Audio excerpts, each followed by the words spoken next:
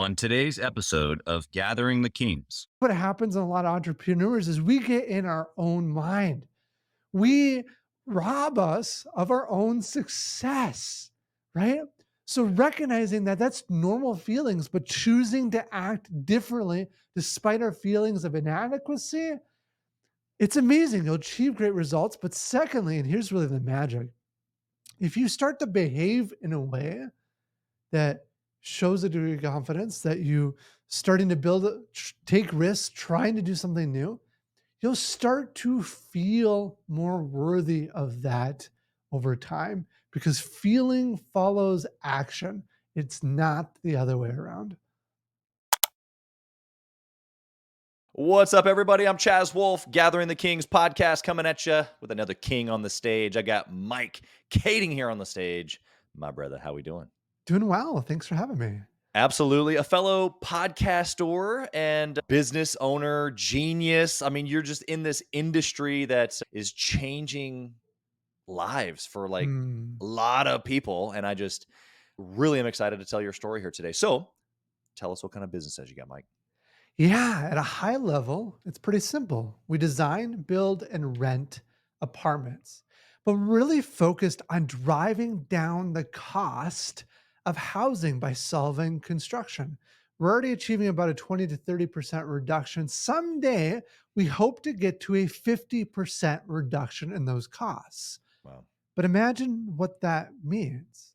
That means someday your rent could be half, or Yeah. your mortgage payment could be half. And that's our dream ultimately is to solve America's housing affordability crisis. I love it. There's millions probably of Americans who if they heard that would be like, wait a second, you can do what? And so you're solving a big problem. You said high level, it's a big problem, and I know that you guys have dialed it down in your minutia of the everyday. But we're going to get to some of those things. I want to know, how does someone like you, Mike, tackle such a world problem, or for sure a U.S. problem? Boy, there's so much that goes into it. I think the starting point is simply like, where is your heart at? What do you want to be doing as a leader? And for me, the core of it is that I want to make some kind of meaningful, positive impact in the world. And my dad died at a relatively young age. It reminded me how short life really is, right? We Yeah. only live about 5,000 weeks here on earth. And I often ask myself, how do I want to spend the minutes I have here? So for me, it's about knowing what that problem is, making sure that to my core, that's what I'm aligned with. But Yeah. then how do you go about solving it, right? That's a massive issue in and of itself. It's Yeah. not easy. In fact, Elon Musk talks about how it's hard to produce a car, but it is 10 to 100 to 1,000 times harder to produce the system that builds those cars. And Yeah. for us, we are working to build the system that builds housing at sort of from a manufacturing perspective. If you Yeah. look at other industries, industries like manufacturing have improved labor productivity by 760% over the past 60 years. Wow. Agriculture has improved it by 1,500%. Wow. The world of construction, well, it's done virtually nothing at just 10%. So, at a simplistic level, we're taking the lessons learned from these other industries and applying it to our own. Hmm. And as a result, we're starting to see some of the success that those other industries have had. Yeah, I love that.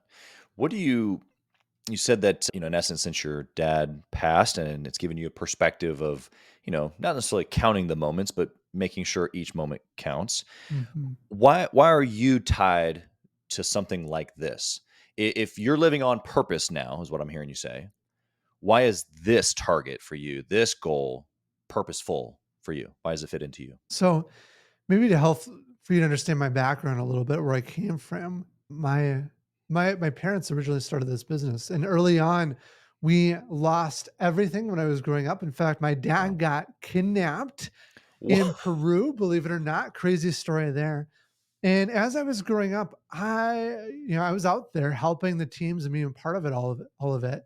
I was probably pretty worthless, right? My parents were paying me 50 cents an hour. That was probably more More than generous than I deserved. yeah. And eventually I went off to college and I wanted nothing to do with the family business. But but my dad really wanted me to join. And I didn't want to join fundamentally because I didn't want people to think it was given to me. Mm, What I realized through college is that for me, I just wanted to make some kind of meaningful, positive impact in the world. And I realized what was stopping me from joining this, small family business was my own ego. And so I had to work to get past that ego. And that's when I decided to join the company. Ultimately, why real estate, why housing affordability became my life mission was because I wanted to make a meaningful, positive impact. And the most impactful way that I saw I could make, given the situation why I was in, was real estate. yeah. Right here. Right. What was in front of you. Yeah. This is an interesting conversation, probably one that maybe you weren't anticipating, but I'm going to bring it up because it's a big deal to me. And I think a lot of people that are legacy driven. What I heard you say was that your dad was forging a trail, Mhm. as many entrepreneurs do, and you got to be on the innards of that. Okay, cool.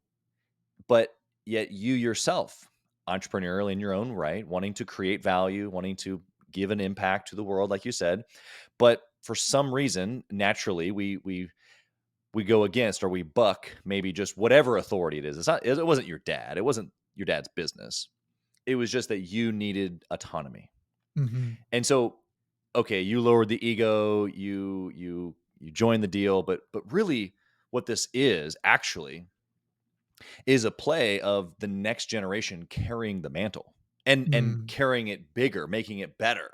Yeah. And I've talked about this, so I want your opinion here in a second, but I've talked about this of like my own children. My own children are 9 and under, 4 under 9.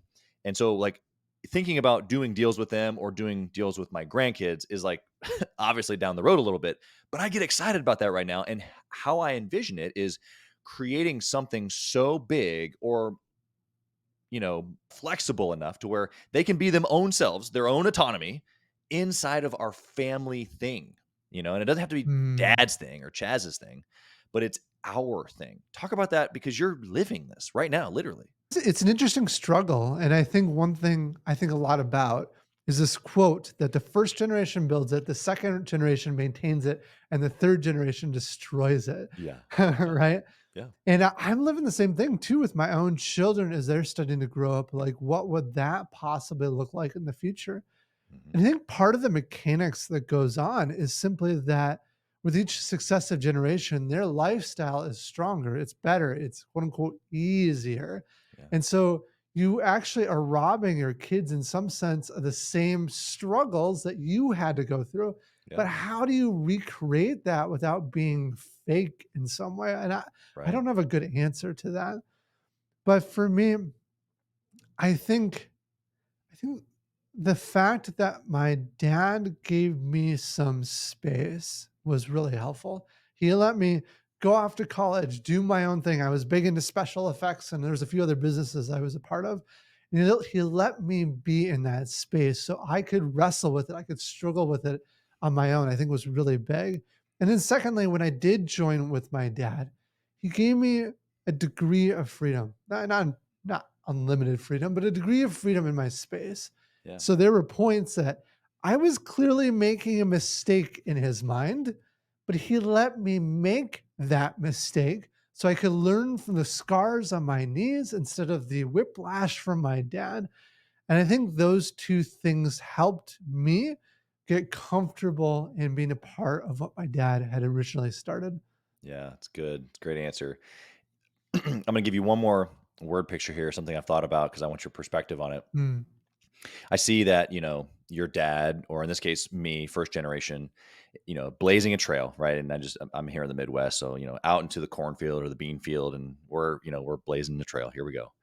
And at some point, what happens, I have found, is that most people fit in one of these two buckets. Bucket A is they just give them everything, right? Give their kids everything, and it becomes easy because they didn't have to do anything until that moment where now they have everything. Dad's gone, or whatever the scenario is, and it's the challenge there for them to now continue their own path it doesn't work as well because it was given to them. Then you have the opposite where it's like they're not giving anything. Like, I'm not giving you knowledge, I'm not giving you money, and we're giving it all away. Like, you got to figure it out yourself. And in my mind, that's like taking them all the way back to the beginning of where I started and saying, all right, here's your trail. Start blazing it right next to the one that I already blazed. And so I was like, well, that doesn't work either. How, obviously the moment here is, how can we do it with them so that way when there's the Mm. handoff, they can just keep going, you know? So from your perspective, like, what do you think about that? Are you doing that currently? Was that what you envision with your kids? Like, talk about this for a second. Yeah. So for my dad, it was sort of that way. Well, I think partly because he couldn't afford childcare. So where was I? I was on site with him laying bricks and picking up nails and stuff like that. Yeah. And I think that was good because I got to learn from him. I got to be a part of it with him. And he never handed things off to me, ownership and what have you. I had to kind of earn my own right and build my own properties, which I think was good. I think for my own kids, the way I'm thinking about it a little bit is for this organization, we have a clear purpose, which is ultimately to solve housing affordability by driving down construction costs. If having my kids a part of that is the best possible solution to helping solve that long term dream, then great. If it's not, then great as well, right? I'm thinking a little bit more about the purpose and the mission of what we're trying to accomplish before I'm thinking about family. Yeah. For our kids, we ended up setting up a life insurance policy. So if I pass away early, the organization can still run and is really independent of my children, and my children are taken care of fairly well. What I've been trying to do is to meet my kids where they're at. And so one example of this is my daughter got really interested in YouTube. So she kept pushing me over and over again to create her own YouTube channel. And I thought it was just a passing phase. I didn't want anything to do with it. Like, this just sounds like extra work. She was very persistent and eventually said, okay, fine, we'll record an episode. So we recorded some videos and we just started going with it, and it started growing. And actually, one of our most latest videos, we actually filled up a dump truck full of candy, drove around the neighborhood giving out candy to kids who wanted it, and then donated the rest to the local food shelf. And that video did quite well. But what's been interesting is that she's sort of blazing her own path. She's struggling through the challenges of creating her own content on this channel, but I'm helping her through that. And that's been a really kind of fun way for her to learn the world of business that's maybe different than the way I grew up with it. Yeah. Yeah, I can't imagine that every last detail of that video was constructed by her, but I'm sure a good portion of the energy behind it was. And so it's a good collaboration there of mind and energy or spirit, you know.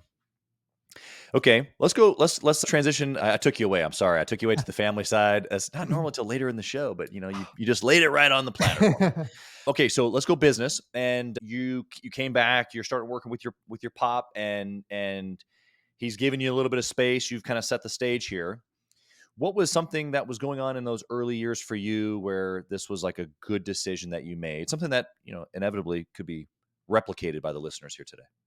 So early on in those years, the I think one important thing for me is to figure out what my true passions were.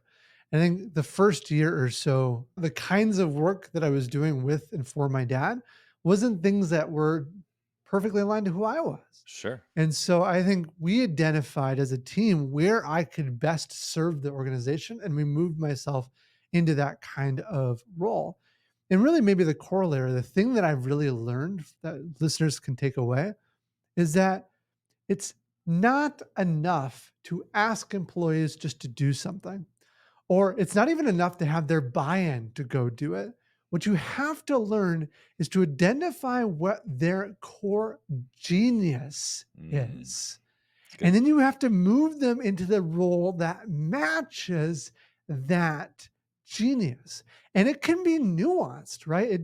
It may not be a major shift, it might just be a little bit of a tweak, but aligning that really to a very high degree, you get so much more meaningful output from people if you've lined who they are to that role at hand. Yeah. It's so good and a very perfect setup stage here for some dive in. And so there's ingredients or there's a formula to this. On our side we use the culture index for personality assessments and Mm. logic and stuff like that. And then I'm actually a certified working genius facilitator. And so I'm curious, is that where you're headed with this, or is this something that you're just using a word of genius? It it comes from a book that I read called Multipliers. Okay. So that's where I'm Yeah, referencing this sense of genius. It's that's not great. necessarily a intellectual genius. It's just identifying what you are most passionate about and have sort of this innate ability to do well. And there's some interesting things I think to execute well on. One is simply identifying what that is in people and then naming it for them, right? Yeah, Because they may not even see it in themselves. yeah. And when you name it for them, they get a better confidence in it. The rest of the team starts to feel it and see that Mhm. as well. It's just to build up the group in sort of a positive way. And so, kind of taking a step back wider, one thing that is really important to us is to build out the right culture and the right people and the right infrastructure to really serve our staff. And I think if you get that right, a lot else can fall in place. If you get that wrong, it doesn't matter how good the rest of your systems and processes are, you're going to fail as an organization. So for me, wider perspective, the people are the most important thing about what we do. Yeah. Yeah, I had another gentleman just last week on a podcast say that when he switched his mindset to rather than taking care of the customer, he took care of his people and they Mm, took care of the customer.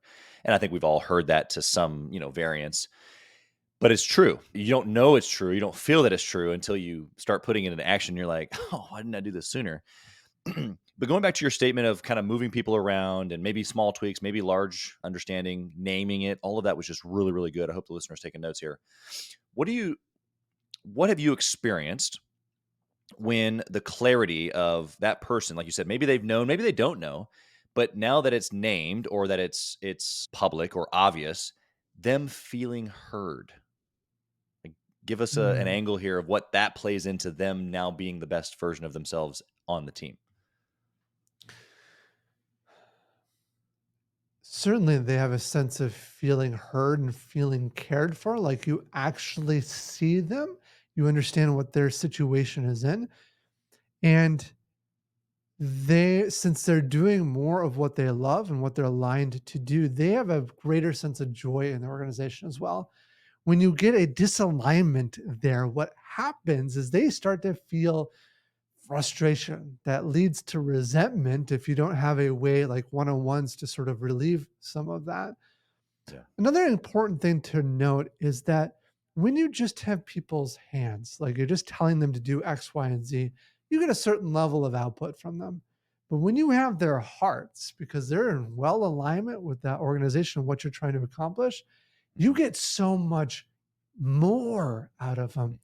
One of the things we talk a lot about is to hire the very best people. And we do that in this organization. We hire people, we fly them in from other states to come work during the week. We fly them home on the weekend.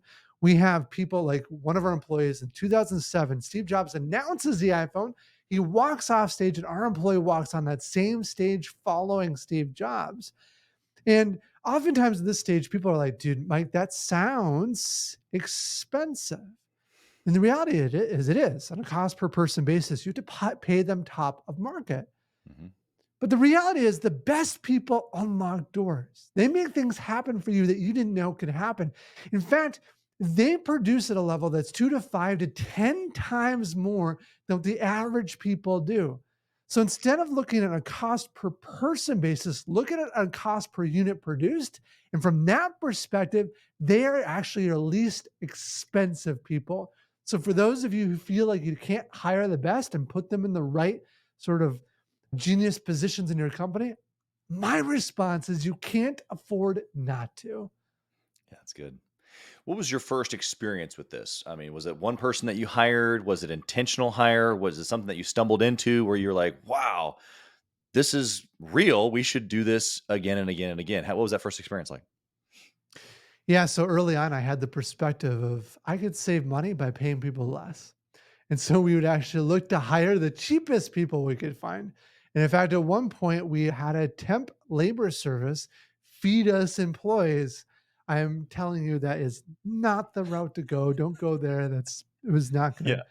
And at one point, a mentor of mine came by and looked at what we were doing and said, Mike, you've got this all wrong. Like all of these things that you're struggling with, the fact that your teams aren't working well together, the fact that people are unhappy, there's discontentment, there's a lot of frustration. Yeah, you could try to band-aid over it with certain meetings and personality tests and things like that, but you're failing at your most fundamental thing, which is to hire the right people. I said, oh, wait, what? And so through that feedback, through some books that we were reading, we realized that we needed to change our perspective completely. And so it was almost overnight that we did a 180 turn, and we ended up laying off like 80% of our staff and rehiring on an entire new team. Yeah. And that point, this is the most important lesson I've ever learned. That point in our career, we went from growing at about 10% per year to, after making that change, we have been doubling in size for many of the years after that. So Wow. radical change and improvement. Yeah. What was the first thing that you did, obviously, after you let the other folks go in the process of hiring those best people? Was there a little bit of a formula of what you were looking for, interview style, anything like that that would help the interview or the listener be drawn to some of those best people that they could go interview and hire themselves? Yeah, so there's a lot. The first is know what your values are as an organization. Make sure they're simple. Make sure everyone understands it, and make sure you truly believe them. I think a lot of this, it's so critical to get yourself as a leader well aligned with what you say your organization is about. In fact, it's better to have values that seem rough on the surface, even if they, as long as they're aligned with who you are, than to have some flowery values that don't line up with who you are. So I think that's step one. Once you have that in place, our number one most important interview that we go through is the values interview. And so we actually have sort of a small booklet of questions that people ask, the same questions every time, that are lined up with those values to define who would be a good values fit and not. That eliminates a lot of candidates right there, especially in the world of construction. Yeah. Then we have skills-based interviews. So there will be skills questions given what their skill set is. We do behavioral-based interview questions as well.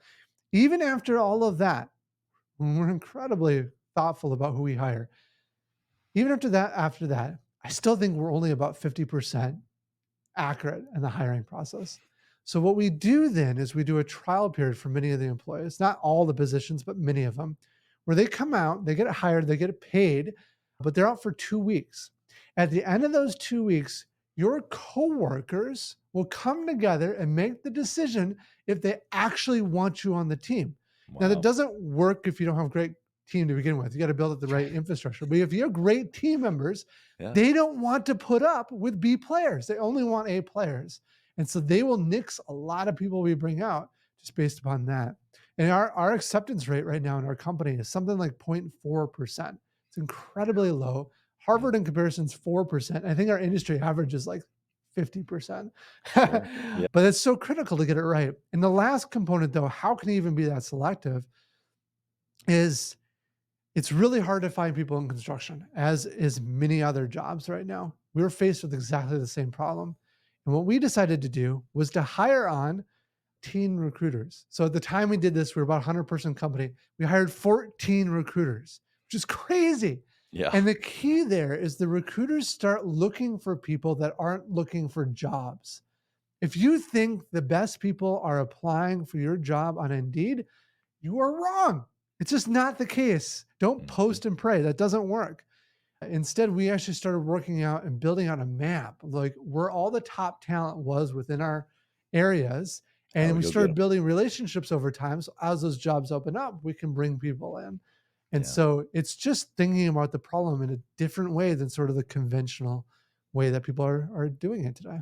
I love that mindset. Just thinking ahead, creating a new map, going after it as opposed to, like you said, posting and praying. There's a there's a lot that can be found just from that one sentence. So thank you for that. Yeah. What would you say in, I mean, you've given us actually a couple of different decisions that, maybe weren't the best, but when you're thinking back on the Rolodex of things, what's the 1 hour in your history that you're just like, oh, let me tell you a story about that? Just really bad Oh, scenario. What was that? oh, I got a many of those. Maybe one of the more interesting ones was after my dad passed away, which was sudden. And overnight, I became the CEO, and I didn't take the title for like 5 years because I didn't think I had earned it. Wow. But we had to go in front of a city council to get approval on the next project. And I didn't understand the value of relationships.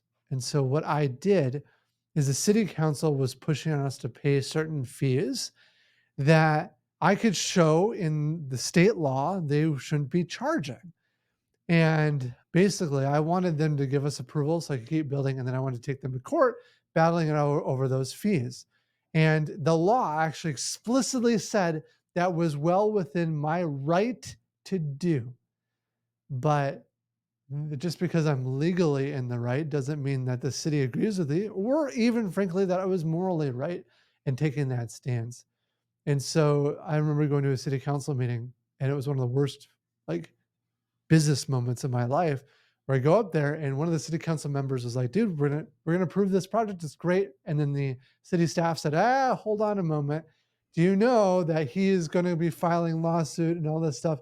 And suddenly the city council totally turned on me, and they did not like me, and they didn't like me pretty much ever again. And what happened out of that then is I kind of sheepishly backed down to that meeting. I have felt horrible, and they made me sign something saying that I wouldn't sue or what have you. And they a few months later they gave me permission. And then when I was out building the building, they didn't trust me whatsoever. So they would look at every nook and cranny, everything that I was doing. They thought I was some sort of scumbag developer guy. And frankly, I was a pipsqueak kid. I didn't know what I was doing completely. In fact, they shut me down twice. And the second time they shut me down, they pulled me back into their offices. And it was a stern, awful lecture where at the end of it, they said, we don't think you have what it takes. You need to hire someone who can manage you, basically. And if you want a fall from grace, if you want a ego check, that is one way to do it. I felt like I was worthless. And we ended up having to hire someone in 3 days, which is not the way to do it. And we ended up finding someone who met the credentials of the city, but that's a separate story. They ended up not being great. So behind the scenes, I'm doing all this work, trying to put everything in I can do to make this project successful. Finally have sort of a front guy that's able to keep the city at bay. And then I remember about a month or so before we were supposed to open, there is a water main that is thousands of feet long, buried 15 feet in the ground. And we do the pressure test, and it shows that there is a pinhole leak somewhere in that water main. We have no idea where.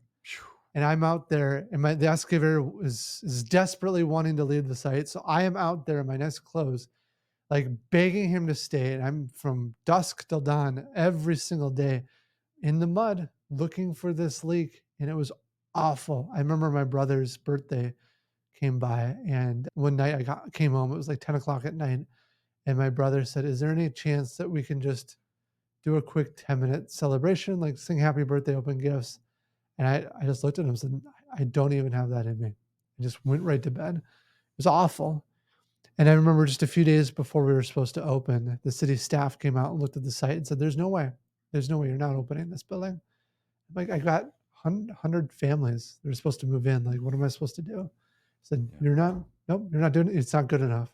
We worked round the clock. And I remember the very last day, but a half a dozen city inspectors came out for a half a day inspection.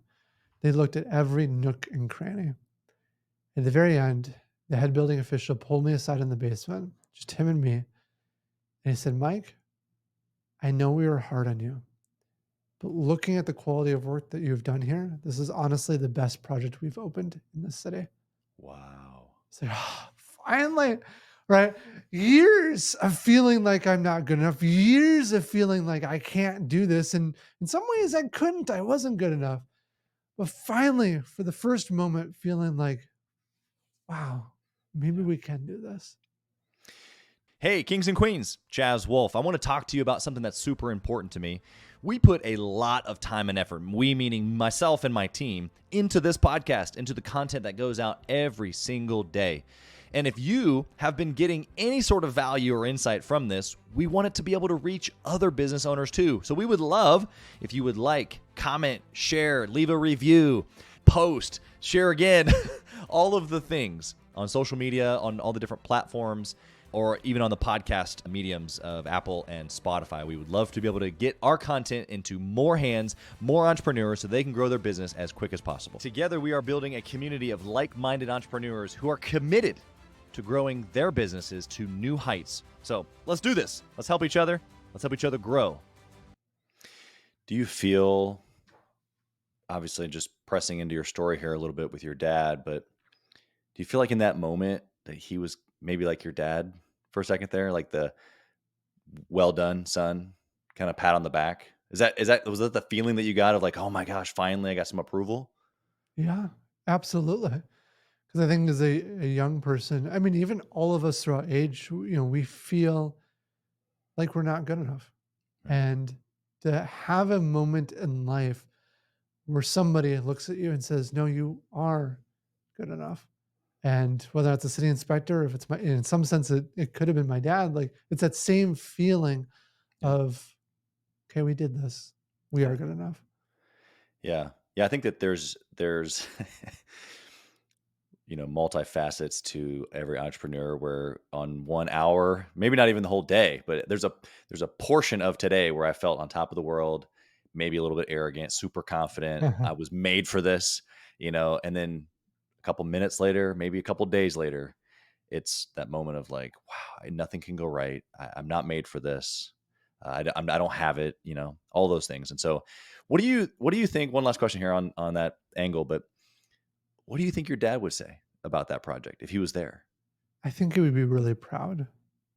What's interesting, my dad, wasn't like a man of a ton of words, but I remember one day, not long before he passed away, that we both sat down after kind of some tough city council meetings, and we just sat and had Dairy Queen. Each one of us had a bit of ice cream. He didn't say much in that exchange with Dairy Queen, and I don't think he would have said much after Oakdale, but he didn't have to. You could see it just in his body language, the fact we sat down together. It's this sense of, dude, Mike, I'm proud of you, and you've done something incredible. Yeah. Yeah. It's interesting how it's a frequency. It doesn't have to always be words, and that's what you're describing is that in that moment, the frequency that you were picking up, for lack of better terms, Mhm. the radio station that he was putting out was one of all the things you just described. So it's really powerful. What would you say for the entrepreneur listening right now who, maybe they didn't have a dad growing up like me, or maybe their pop is around and just might as well not even be there, or maybe he's in and out of prison. Maybe he just hasn't ever, fill in the blank. What does that entrepreneur need in order to be able to get the Dairy Queen moment? We talked earlier on a podcast host, and I get to meet just the most incredible people that have literally built billion-dollar companies, they're multi-billionaires, or done things like Batman, like that the world knows about. And the more I have conversations with these people, the thing I think fundamentally that separates everyone is your mindset. It seems overly simplistic, but having a degree of confidence in what you're able to do, understanding that we're all going through failure constantly is important. So for the person who doesn't have that dad moment, someone else speaking into your life, I think the important thing to remember is that we are all terrible at what we start, right? That's human nature. When we're born, we can't walk, we can't talk, we can't add. Like that's just normal. Yeah. But something happens in our life as we get older, and even a little bit as children, how we start to think that in order to be good enough, we've got to be good at what we're doing. People have to look fondly on us. And I think it's important for us to try to separate that in our mind and just be okay in failure. I think there's this really interesting study that was done that compared two groups.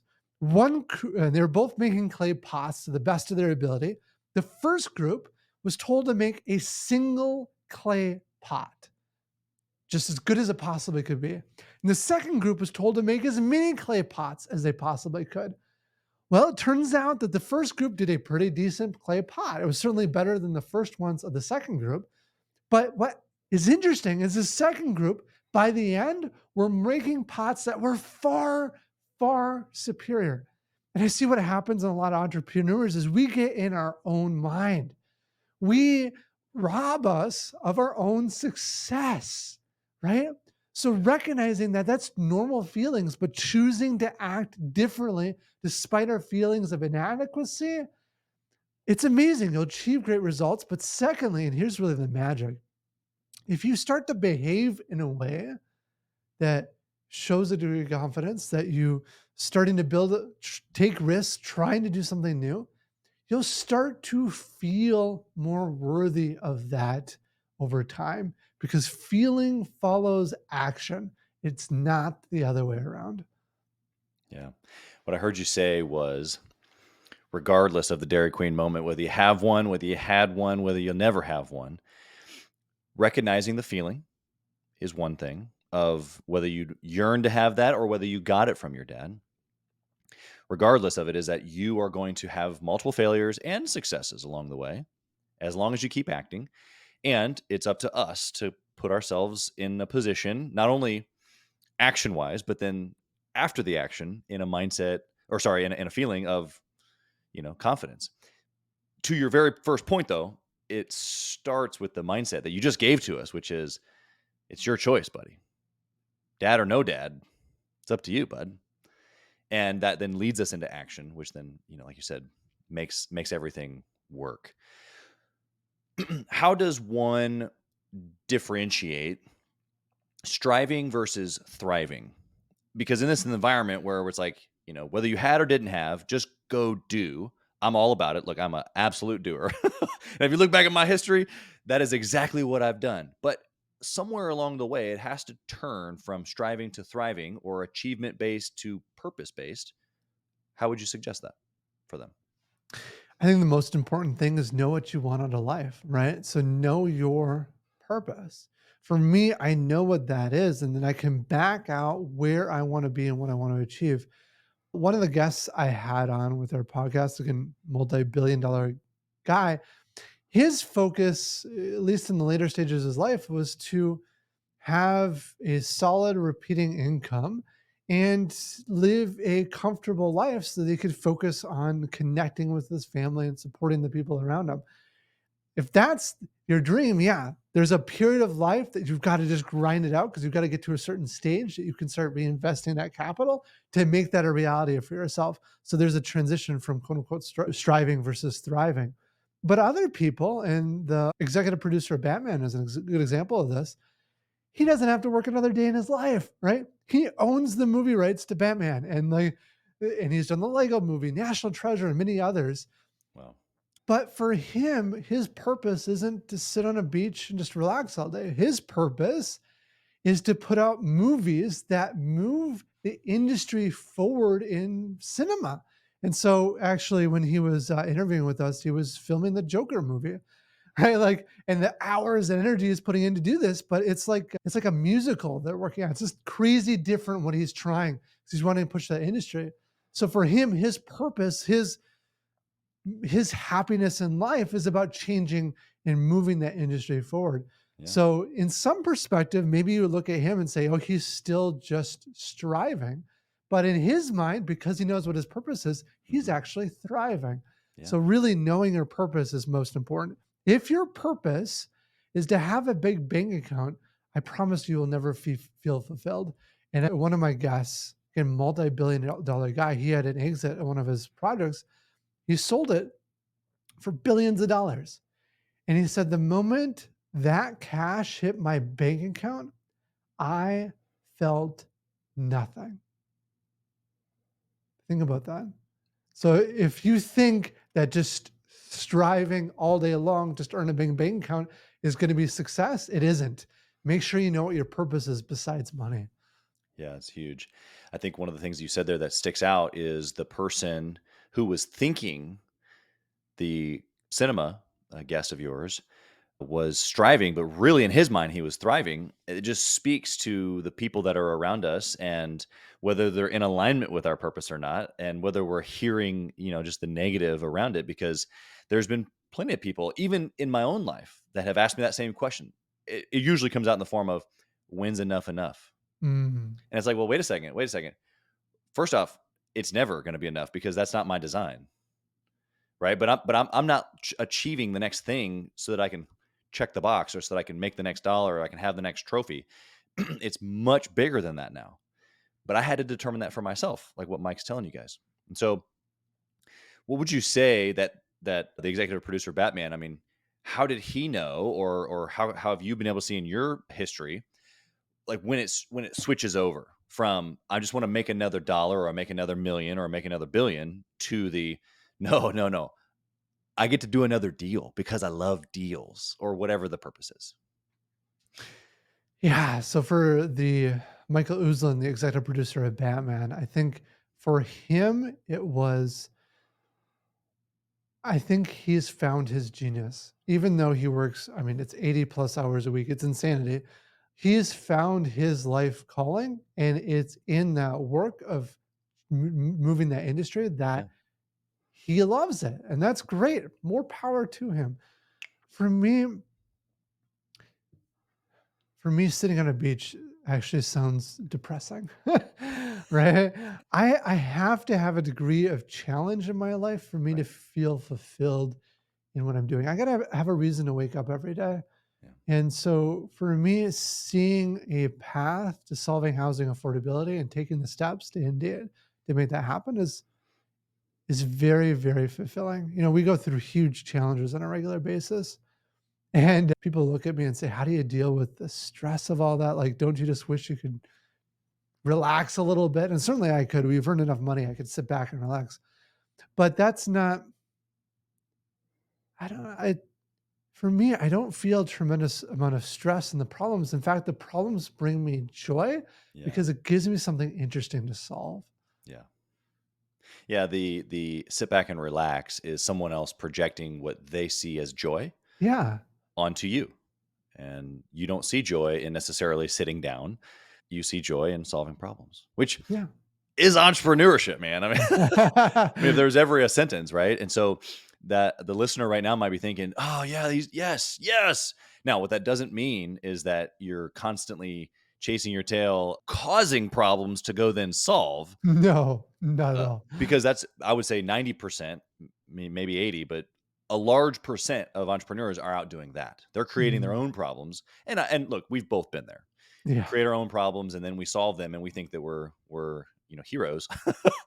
And it does keeps us busy, and which is what we're drawn to. We're drawn to the busyness of it. But there's a big difference when you got a huge goal like Mike of affording or housing affordability, and you get to work on the inner parts of that. What are some of, just give us a couple of two or three things that, like, specifics inside of what you're working on right now to drive down costs. Give us really practical stuff here.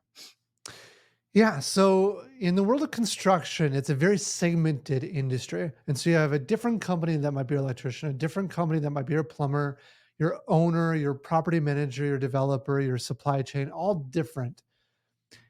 If a construction company were to produce cars, you have a different company that's on the windshield, a different company that's on the door, and a different company that's on the wheel. And Wow. of course, the wheel company, they would call you up and say, "Hey, I'm so sorry. I'm delayed on another project. I can't get out there for 2 weeks." You'd be Right. shut down. Yeah. See, the world of manufacturing looks at us and says we're crazy. Yeah. But for construction, that's the way things have always been done.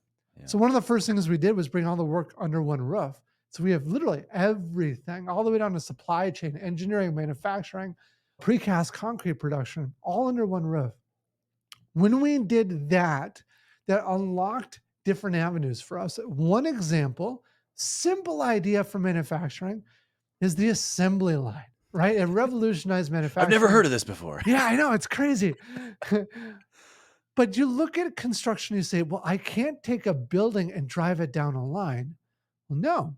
But what you can do is you can take the person and move them through the building.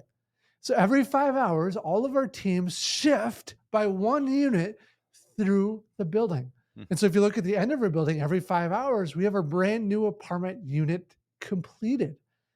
And so that one technique takes a project that might take 15 months and drives it down to 9. But there are literally 10,000 little things like that.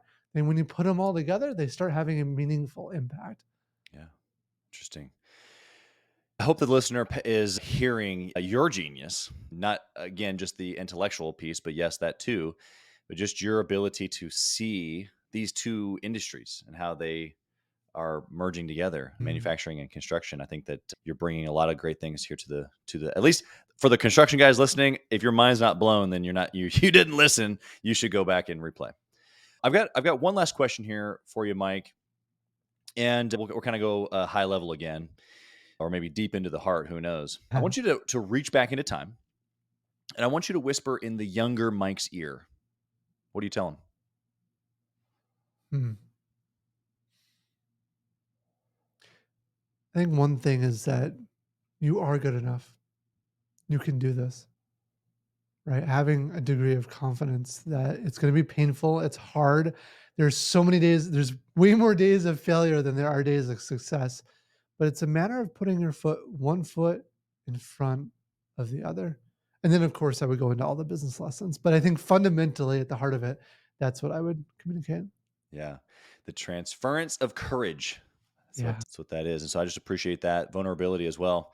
How can the listener connect with you? They're an entrepreneur. They're just trying to, glean from the things that you've learned, and or there's a way for them to connect with you and do business with you somehow. How can they find you? Yeah. So the easiest way to get a hold of us is to visit our website. It's norhart.com. That's NORHART.com. And two fun, interesting things there. One is our shows, in particular, Zero to Unicorn, that we referenced a couple of times here today. And then secondly is our investment platform. We're offering high rates of return for people willing to invest their money between 6 and 24 months. And that's been growing like gangbusters. That's been fun to see come together as well. But that's how you can hear about us. That's incredible. Love the show name, Zero to Unicorn. Hope to tune in and give you some support there as well. And for anybody looking for high rates of return, that's a great phrase there. But for somebody who's doing incredible things in an industry that probably have just not ever been done before, be a pretty fun place to check out. So we'll put all that in the show notes as well.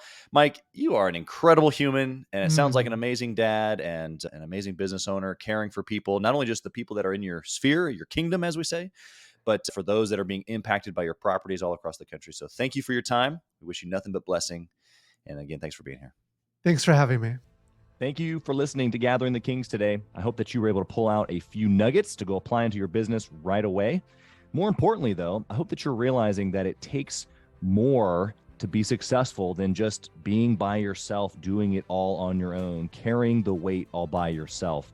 What I have realized, not only in my own journey from multiple businesses and multiple different industries, and now interviewing over 200 or 300 other very successful 7, 8, and 9-figure business owners, is that it's tough to do it alone. And so Gathering the Kings exists to bring together successful entrepreneurs. In fact, we are putting together 1,000 kings, specifically who are grateful but not done.